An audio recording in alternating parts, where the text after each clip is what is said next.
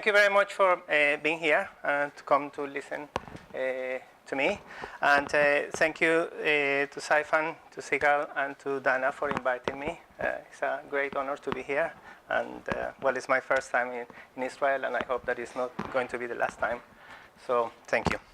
Right, today I will talk, let me put this properly. You want to have it on full page? No, it's okay, I got it here.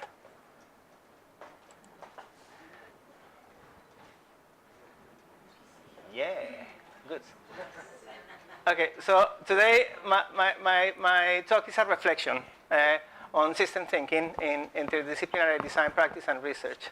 And the thing about reflection is a serious thing, because I'm not going to give a lecture about what system thinking is. I'm just going to give you some thoughts about these themes, just as a trigger for discussion, and just to discuss that.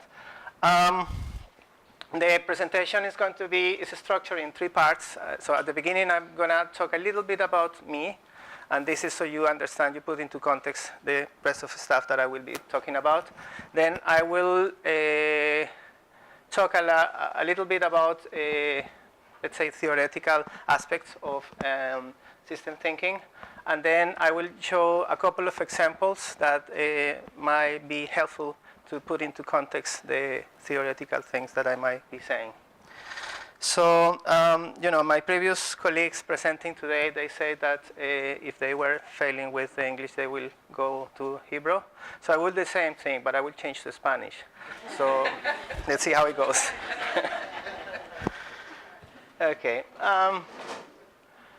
Right. So talking about me, those are my 3 jobs at the moment. I'm working in Aalto University as a postdoctoral researcher. I'm a senior lecturer in design in the University of Brighton, and I'm working an associated lecturer in Central St. Martin's in London. I do the last one just 1 month a year, and it's just one specific course, but it's quite rewarding and quite nice. But I'm not going to talk about that now. And I will tell you a little bit about my history. I think that I was introduced that I was coming from everywhere, and I think that that's a little bit true. So this is a timeline with some of the highlights of my life, and this is also connected with what the previous presenters say about the identity of a designer and how the profession of design has changed and evolved over the years. So I started back in Colombia, and I did product design, I studied. Most of my teachers were German. So they were coming from the school of form follow functions. So that's the kind of thing. But also this university was owned by the priests, by the Jesuits, and they were really concerned, really worried about their mission in society. So they kind of integrate that. So I learned the values of design for society quite early in my career. Then I went to DWoC Academy. So this was quite practical, quite down to earth. Then I went to DWoC Academy, and it was all the thing about concept design. And I came with the idea of across with the idea of interaction design for the first time. So that was really, really a nice thing for me to happen, because I was at that point I was a little bit bored about design, but I came to love design again. Then in Glasgow School of Art, I was in charge of the product design course, and I transformed the course, the product design, in something a little bit different. I integrated social sciences, I integrated ethnographic research methods, and I changed the course quite a lot. The course almost became a services design course because I augmented the scope of design. But we didn't change the course. But the important thing was social science and design for society. Then I was part of these 3. Well, I'm part of these 3 things. So I did my Ph.D. in the University of Cambridge, and it was about design and science, collaboration between designers and scientists in the early stages of scientific research. I developed my idea of service design and innovation in central St. Martin's. And in the University of Brighton, I was kind of developing a little bit in the area of experience-centered design, which is a course that I've developed and is still in the pipeline for being implemented in the future. And then in Aalto University, I'm doing a little bit similar thing as design and science, but this time it's not in the context of scientific research, but in the context of material development, which is a little bit different. So as you can see, compared with the list that you gave us, this is just a small section, but for an individual, it's quite a lot to cover. So that's where I'm coming from. So this is what I'm doing at the moment, participating in the design-driven value chains in the world of cellulose. So most of the designers that are involved in that, they're actually doing research whose purpose is to generate new materials and new applications. So I'm not doing that. I'm looking at those designers. So I'm researching the researchers because I'm looking at them collaborating with the scientists. So that's my job in there. And the purpose of that at the end is just to generate a series of guidelines. So people trying to collaborate again in the future will be able to understand what sort of challenges they will have and how they have to set up the settings of the collaboration to make it more effective and more fruitful. Those are my research areas. So let's start talking about a system.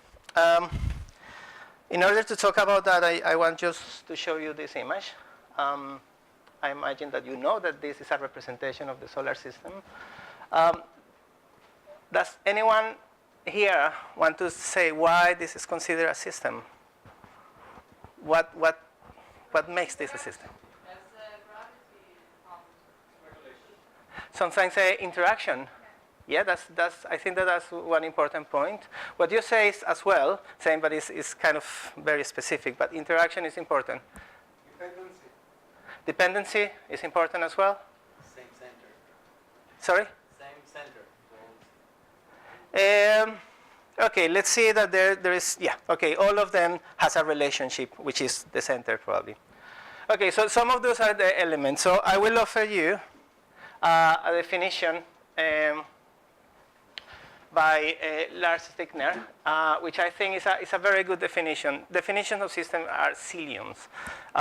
So you can just pick the one that you like more. I like this one because it's quite simple, and I think that actually defines system in a way that is useful for designers. So it says it's an organized whole in which parts are related together, which generates emerging properties and has some purpose. So I think the key things in here is, first of all, that there is organization. So if you want to have a system, it needs to be organized somehow. It's a whole, and this is very important when we are talking about systems. It's not parts, it's a whole. And we are going to talk about holistic view. It has parts. In the case of the system solar are the planets, and they are related together, in this case through gravity and some other physical phenomena. And they generate emerging properties and have some purpose. So now this is difficult in here, because what is the purpose of the solar system? Sorry? That might be. Some religious people will say because it's good wills, or some people say, well, only God knows what is the purpose, but there is a purpose. It's a matter of what you think about that. But the key point in here in the purpose is that this is a human construction. You know, the purpose of things are defined by people. They are not inherent to the things. So that's my point of view. You might think differently, but it's an important thing that we should discuss about. So this guy over there is von Bertalanffy, which is kind of the father or one of the fathers of system theory. And he says something which is quite interesting. He said the system is more than just the total sum of the parts. System thinking, then, is the scientific exploration of wholes and wholeness. So this concept of the whole is very important in systems, because without that concept, systems doesn't exist.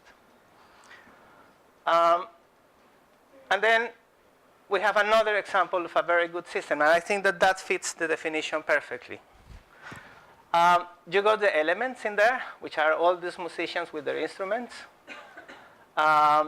They relate to each other. They are coordinated, and then are a whole, which is the orchestra playing some music, and they have a purpose.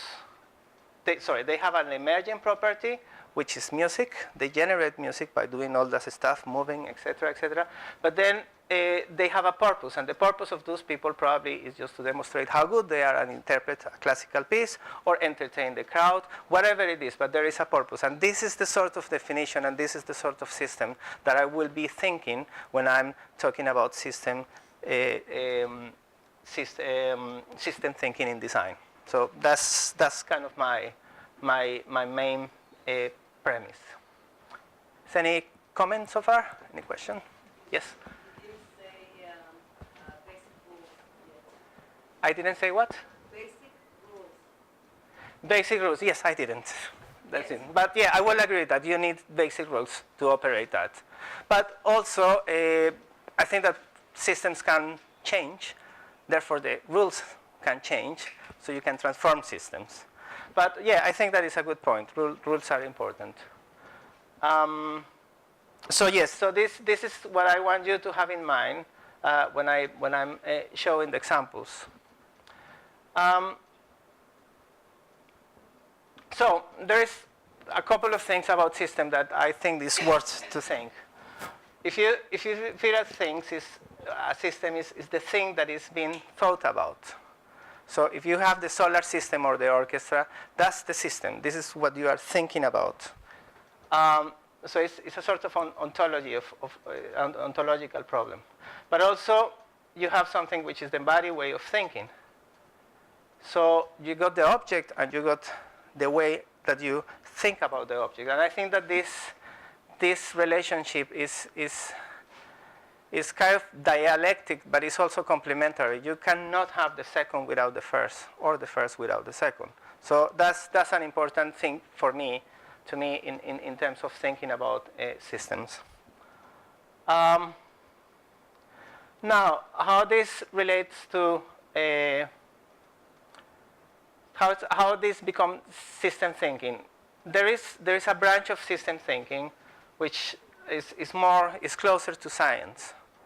And that's really important, and have different ways of, different approaches. But I'm not going to talk about that, because I think that this is a bit difficult to apply to design in all cases. It can be applied, but most of the time, most of the cases that we deal with as designers, the direct application of these sort of techniques are sometimes a bit complicated and requires a lot of study.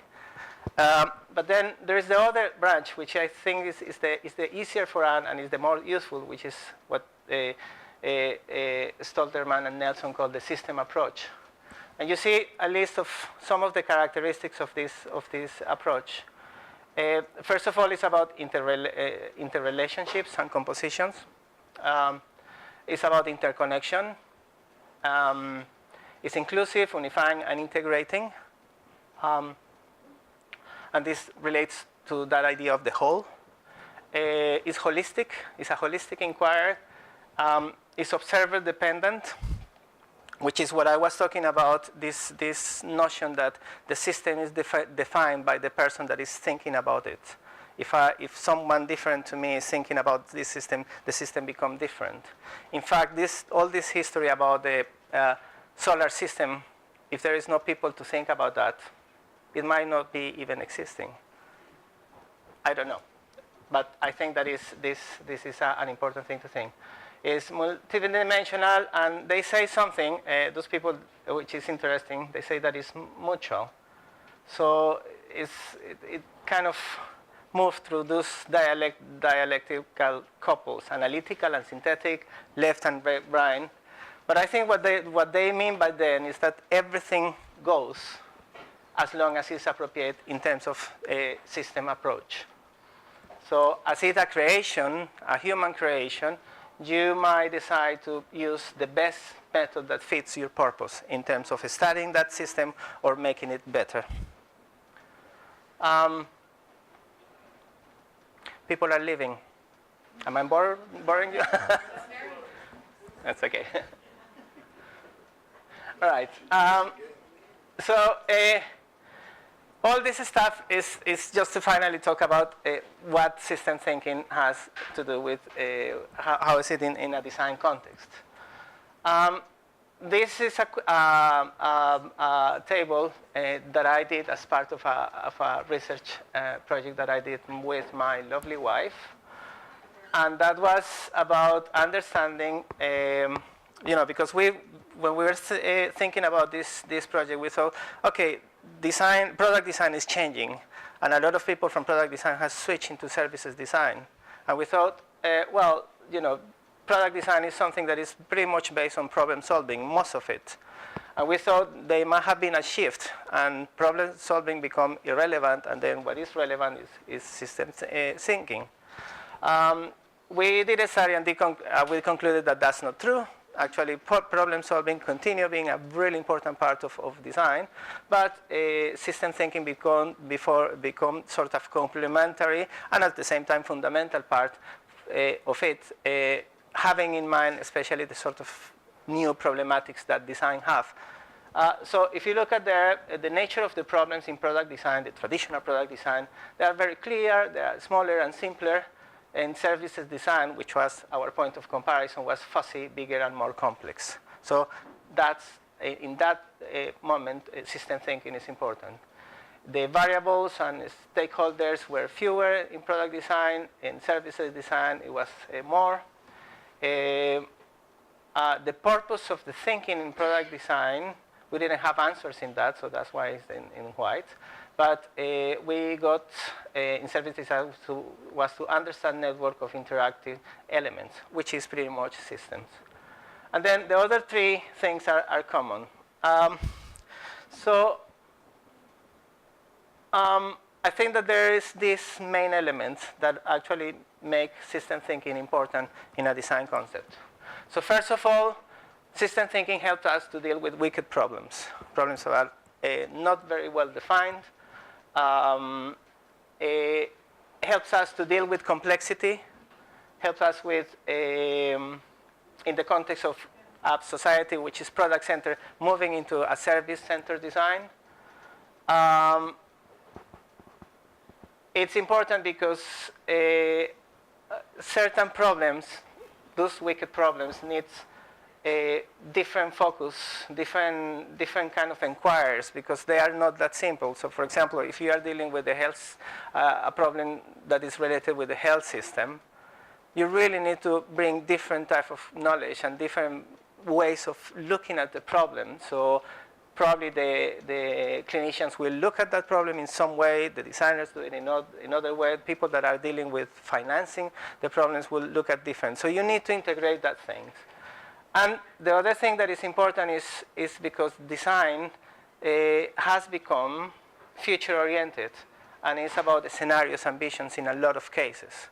And for that, it's really important to have a system vision, so otherwise you are just doing nothing. You need to involve as much complexity through this system thinking as possible to be able to generate credible and interesting scenarios and visions. Okay, so that's the theoretical bit. Now I will show you a couple of examples that might help illustrate some of the things that I'm said, but also I will introduce another few concepts.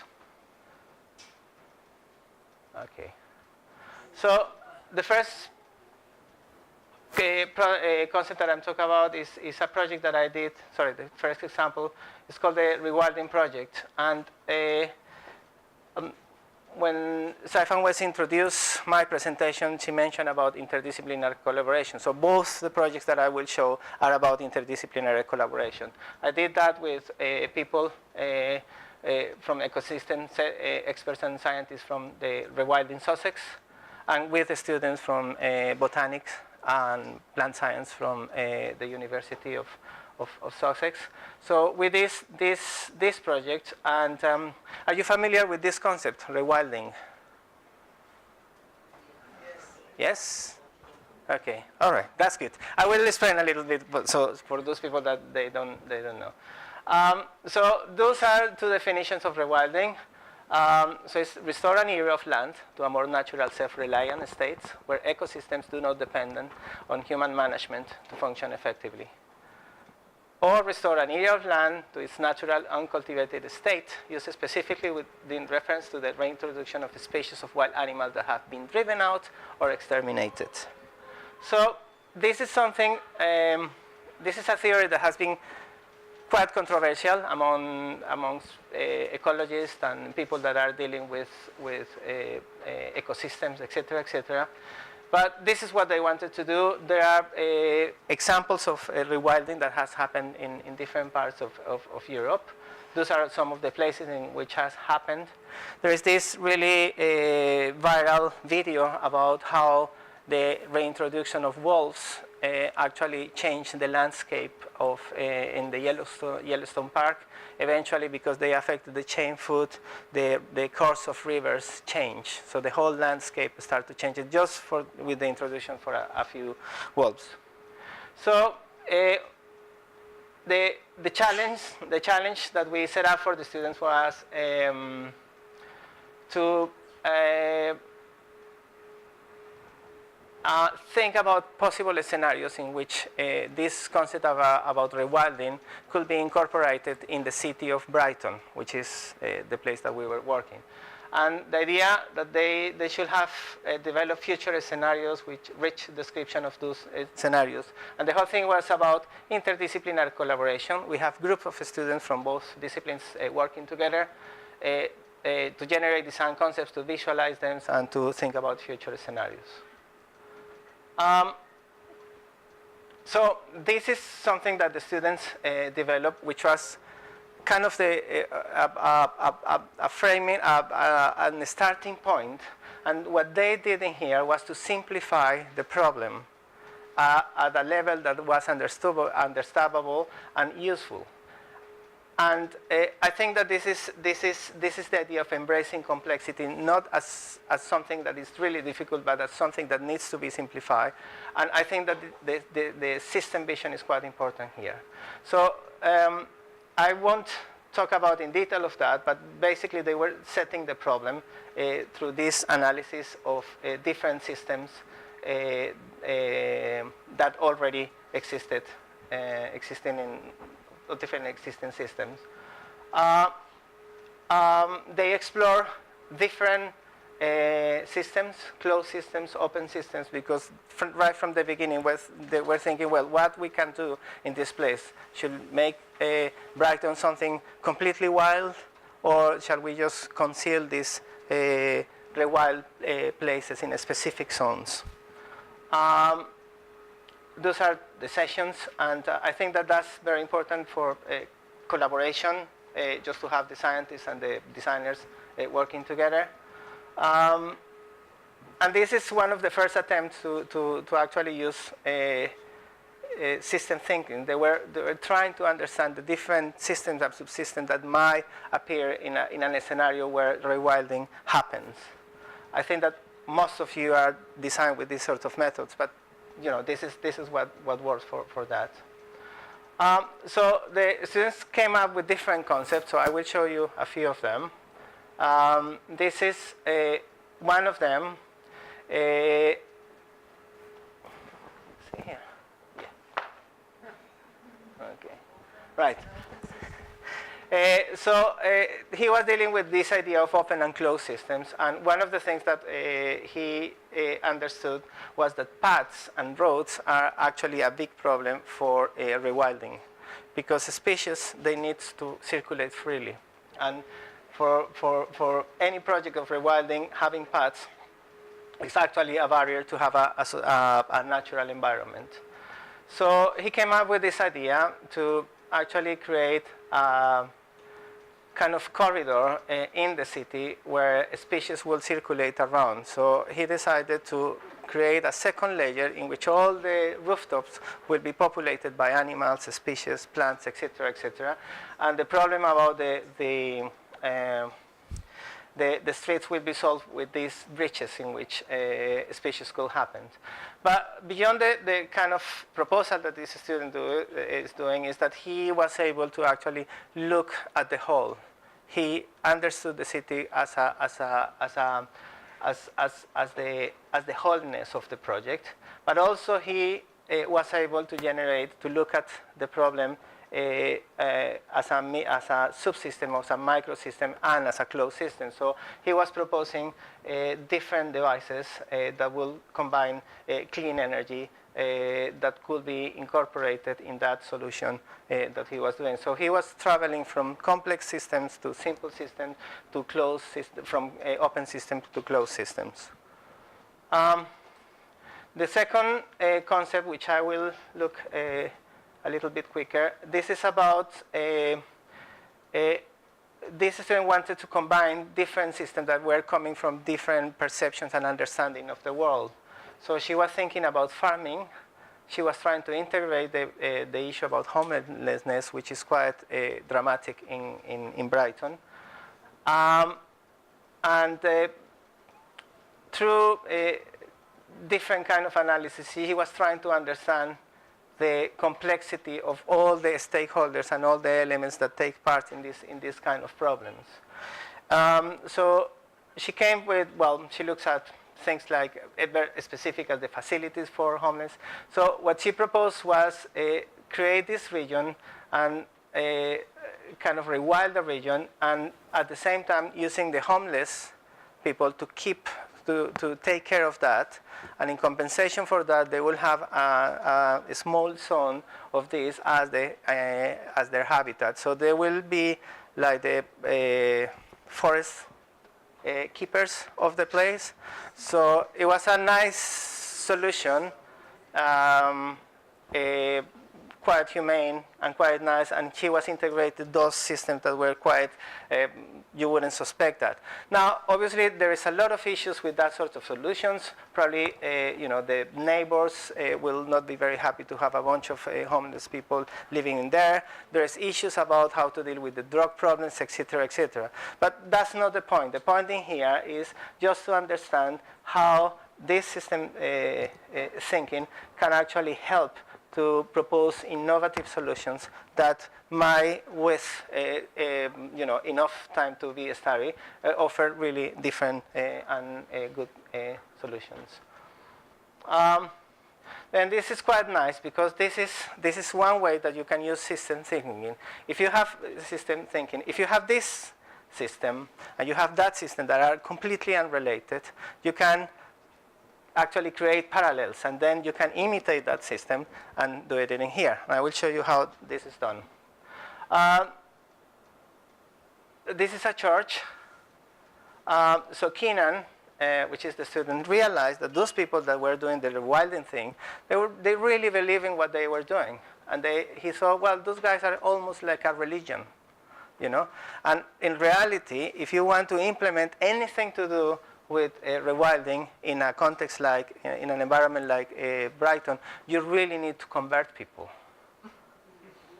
So it is a religion. So he was able to spot the parallel between the two systems, and he took it a little bit beyond. So he looked at the way that a Christian church was organized with all the hierarchies and all the rites, and he decided just to transfer all that into the rewilding thing. So he created that religion. He developed all the rituals. He actually this is the sign of the cross. He got the David star, and then he got that one. He created social stratification. I think that was a kind of ritual that they have every period according to the growth of the trees that those people has planted. It was all the stuff around that. This is the hierarchy of the church. He got names for the different people, and this is kind of the creation. But this idea that you can use your system thinking just to create parallels and to be innovative. Are you about to ask something? Oh, sorry, I thought that you were raising the hand. I wanted to ask what will happen when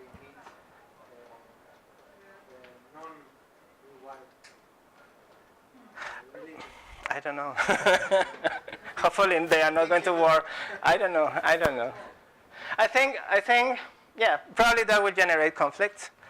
But you know, that's human nature, I guess. I think that this example is a little bit extreme, but it's good to illustrate how you can fit from understanding how system works. This is another one. I want you to look at the struggle of this specific student to understand, you know, how to transition from the whole to the part, which is, I think that is something quite challenging when you are doing system thinking. Sorry, oops. If you look at here, she was saying, okay, scale is small. She's relating small with a part, which I think that was a mistake, but that's what represents the struggle that she was having with that. So she was, you know, doing little small design solutions for specific parts of an area. And then she suddenly said, oh no, hang on a second, we need to do that big. Because she understands that there is a system, and she related size, again, with the whole, which is not necessarily the case, but that was the way that she dealt with that. So she proposed different things. She then situated her system within the landscape of the city as part of, as a subsystem of the city. Then she developed this, what she called expanded concepts. And eventually she started to understand that it was more than the space. She realized that the introduction of species will have a sort of systemic behavior. So she started to understand how the different species of trees that would be reintroduced in this park will relate with you know, the animals that might be living in there. So it was a process of understanding. It was a process of being able to deal with the issue. This is a nice visualization that she did about what the animals will eat in this system. So the whole process was using these sort of design tools to make the system a little bit more clear. And to deconstruct complexity to make it simpler and understandable. So this is, for example, who pollinates what. So eventually she came back with this interesting idea, which, you know, there is these two landmarks in Brighton. This is the Brighton Pavilion, and then it's the cathedral. So she decided to create this rewild section of the city, which will be protected, so it's a closed system, but she said, well, this is an area that needs to be used by the citizens of the city and perhaps become a tourist attraction. So she created these big towers. So you will be able to go up to climb in that and then actually look the wilder zone from the top. And then you will have, they are not here, but like small drones that will creep all over with cameras. So from the towers, you will be able to explore all the territory with that. So I think that this is an interesting solution, an interesting proposal in which you create a system that is complex and a system that actually is immersed within a bigger system, which will be the city. Okay, so that's the first thing. The second example that I bring is a different thing. This is a project that I'm involved with clinicians and researchers from Brighton and Sussex University Hospital. They work in HIV prevention, and they received some funding some time ago because one of them thought, oh, it would be nice to have a machine to distribute HIV self-test kits. So people can take them, go home, do the self-test, and then do whatever they have to do. So we discussed that, and they wanted us to design a machine. And eventually we discovered that you know, designing a machine wasn't enough. And we entered in that sort of conflict about what is really important is not the product. What is not the object. What is important is to, is to be able to address a very complex and a kind of high impact issue. So one of the first things that they were doing a research, a survey. So we as designers kind of, I wouldn't say enter in conflict, but we have a very different view, because they were very focused on doing their machine, because this is what they got money for, and they believed that would work. And we thought, well, maybe they don't need a machine. Machine is expensive.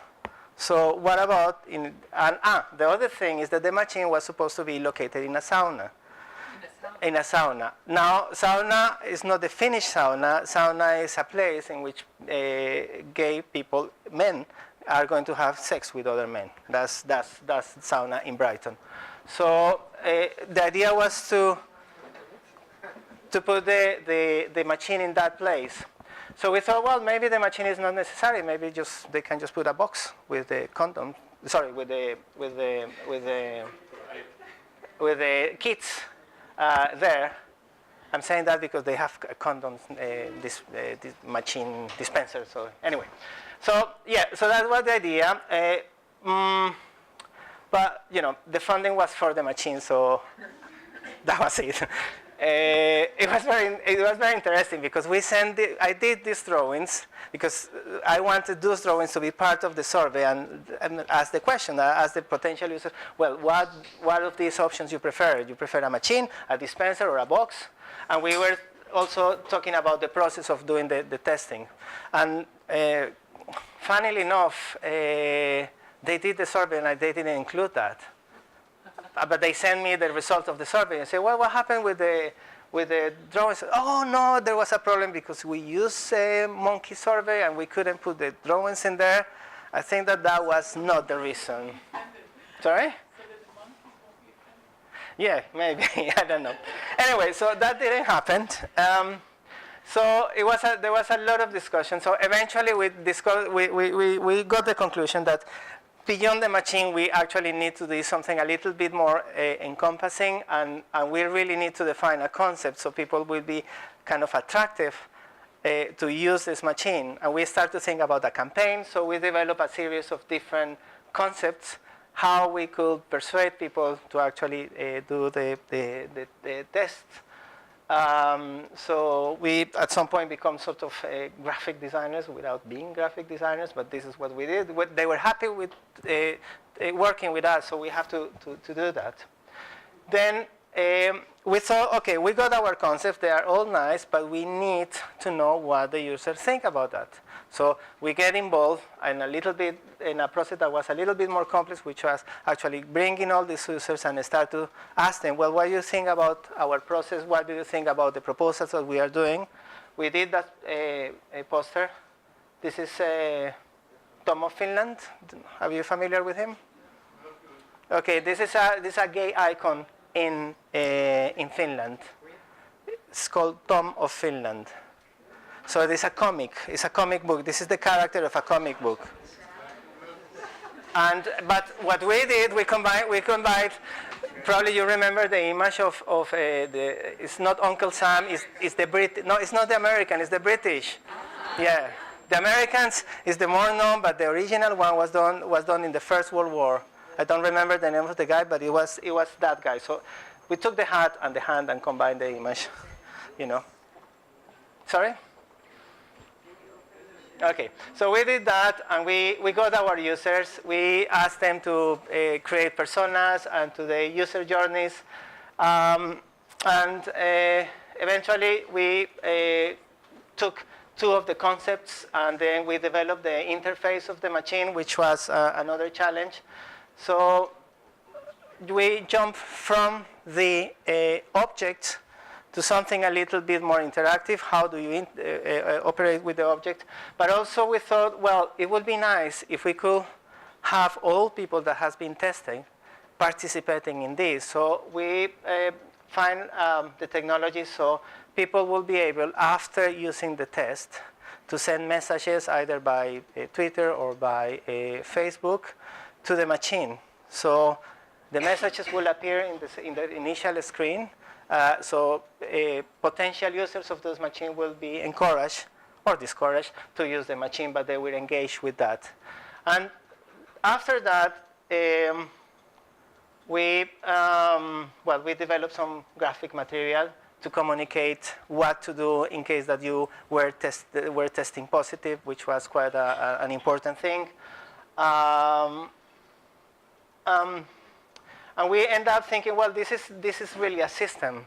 This is not an object. This is a system in which people engage with a machine and engage with a service that and with a series of stakeholders that will participate in this process.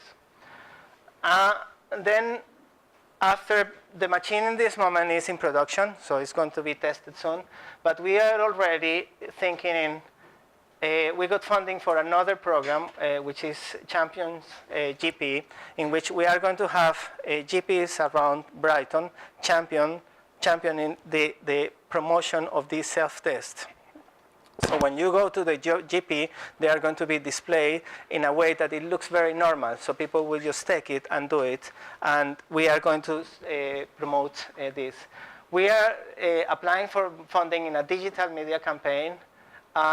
We are looking for funding to get users being champions and create a community using digital media. So what I want to show you here is that we started with a machine and we ended up with a service and with a thing that can have national impact in the use that. So our process has been completely reversed, you know, and it has happened. And I don't want to be kind of saying, oh, we are saving the world, but it has happened because we were collaborating and they have the design point of view. And it's because we haven't been passive. We have been, okay, what about if we do that? What about, and they are really happy the doctors are really happy of doing that. So this is, you know, when you think about system thinking, let's create a system, normally you think, okay, let's create the whole thing, which will be interesting and good, and then, you know, you start to develop the parts of it. But here the process has been completely the opposite. And it's not ideal, and probably it's not the way that you should do it, but this is real life. This is what happens when you are doing that. So, We have 10 minutes, I will finish in 3 minutes. So, it's okay. So this is just to remind you about the concept that I told you at the beginning. What are the things? So you will give wicked problems. I think that you can relate that with what I have shown. It's about complexity. It's about migrating from product center to service center. It's about different fields of focus inquiry, and it's about future-oriented and scenarios ambitions. So I want to finish my presentation with 2 questions. I prepared those 2 questions before this presentation, and I already regretting one of them, but it doesn't matter. I think that could have been a better question. So the first one, this is the one that should be better. It said, nowadays, can design be without system thinking? I think that this is a little bit silly because, yeah, it can. And actually, not all design needs system thinking. You can design things without this thing. But perhaps the right question is, can the new design directions that are more complex be without system thinking? That will be one question. Sorry? Should we design without system thinking? Should we? Yeah. Probably that's a better question. Yeah. Okay. And then the second one is, what are the skills a designer needs in order to develop a system thinking approach? And I think that those are the key questions for educators. What is what we need to give students, or what we need them to develop, so this sort of stuff can be done. So I got my own ideas about that, but I'm not going to discuss them now because we will discuss all of them later on. Okay, thank you.